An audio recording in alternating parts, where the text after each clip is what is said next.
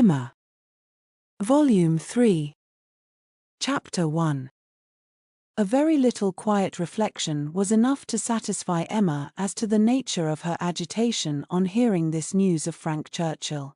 She was soon convinced that it was not for herself she was feeling at all apprehensive or embarrassed, it was for him. Her own attachment had really subsided into a mere nothing, it was not worth thinking of, but if he, who had undoubtedly been always so much the most in love of the two, were to be returning with the same warmth of sentiment which he had taken away, it would be very distressing. If a separation of 2 months should not have cooled him, there were dangers and evils before her, caution for him and for herself would be necessary. She did not mean to have her own affections entangled again, and it would be incumbent on her to avoid any encouragement of his. She wished she might be able to keep him from an absolute declaration. That would be so very painful a conclusion of their present acquaintance. And yet, she could not help rather anticipating something decisive. She felt as if the spring would not pass without bringing a crisis, an event, a something to alter her present composed and tranquil state. It was not very long, though rather longer than Mr. Weston had foreseen, before she had the power of forming some opinion of Frank Churchill's feelings. The Inscombe family were not in town quite so soon as had been imagined, but he was at Highbury very soon afterwards.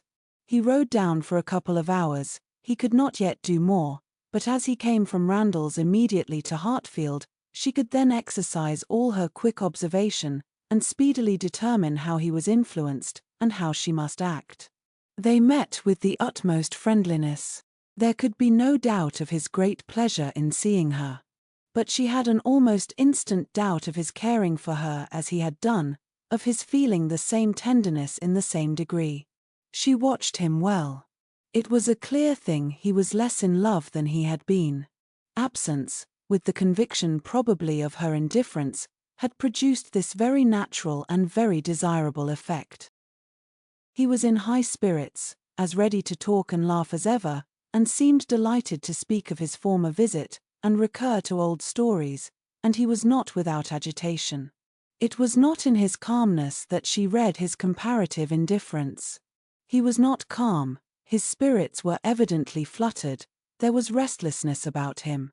Lively as he was, it seemed a liveliness that did not satisfy himself, but what decided her belief on the subject was his staying only a quarter of an hour, and hurrying away to make other calls in Highbury. He had seen a group of old acquaintance in the street as he passed. He had not stopped. He would not stop for more than a word, but he had the vanity to think they would be disappointed if he did not call, and much as he wished to stay longer at Hartfield, he must hurry off. She had no doubt as to his being less in love, but neither his agitated spirits, nor his hurrying away, seemed like a perfect cure, and she was rather inclined to think it implied a dread of her returning power, and a discreet resolution of not trusting himself with her long. This was the only visit from Frank Churchill in the course of 10 days.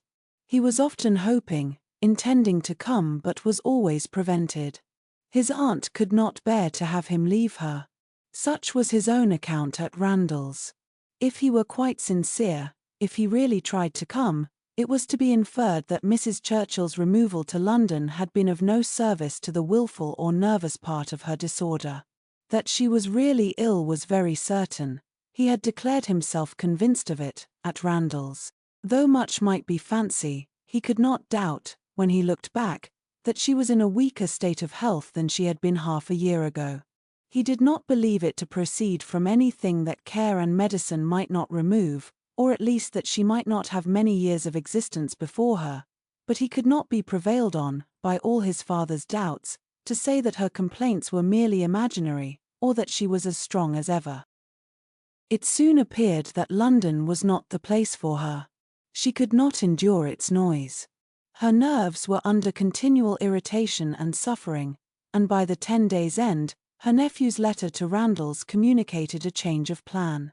They were going to remove immediately to Richmond. Mrs. Churchill had been recommended to the medical skill of an eminent person there, and had otherwise a fancy for the place. A ready-furnished house in a favourite spot was engaged, and much benefit expected from the change. Emma heard that Frank wrote in the highest spirits of this arrangement, and seemed most fully to appreciate the blessing of having 2 months before him of such near neighborhood to many dear friends, for the house was taken for May and June.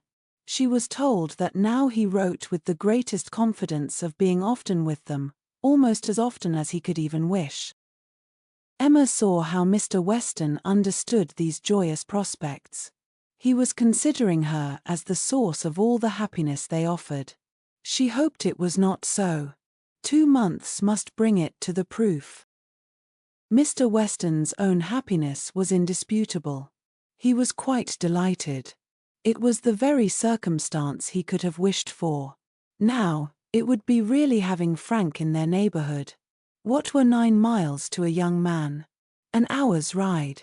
He would be always coming over. The difference in that respect of Richmond and London was enough to make the whole difference of seeing him always and seeing him never.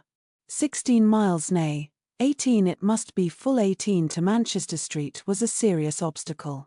Were he ever able to get away, the day would be spent in coming and returning. There was no comfort in having him in London. He might as well be at Inscombe, but Richmond was the very distance for easy intercourse. Better than nearer. One good thing was immediately brought to a certainty by this removal: the ball at the Crown. It had not been forgotten before, but it had been soon acknowledged vain to attempt to fix a day. Now, however, it was absolutely to be. Every preparation was resumed, and very soon after the Churchills had removed to Richmond, a few lines from Frank, to say that his aunt felt already much better for the change, and that he had no doubt of being able to join them for 24 hours at any given time, induced them to name as early a day as possible. Mr. Weston's ball was to be a real thing. A very few tomorrows stood between the young people of Highbury and happiness. Mr. Woodhouse was resigned. The time of year lightened the evil to him.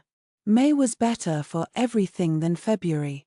Mrs. Bates was engaged to spend the evening at Hartfield.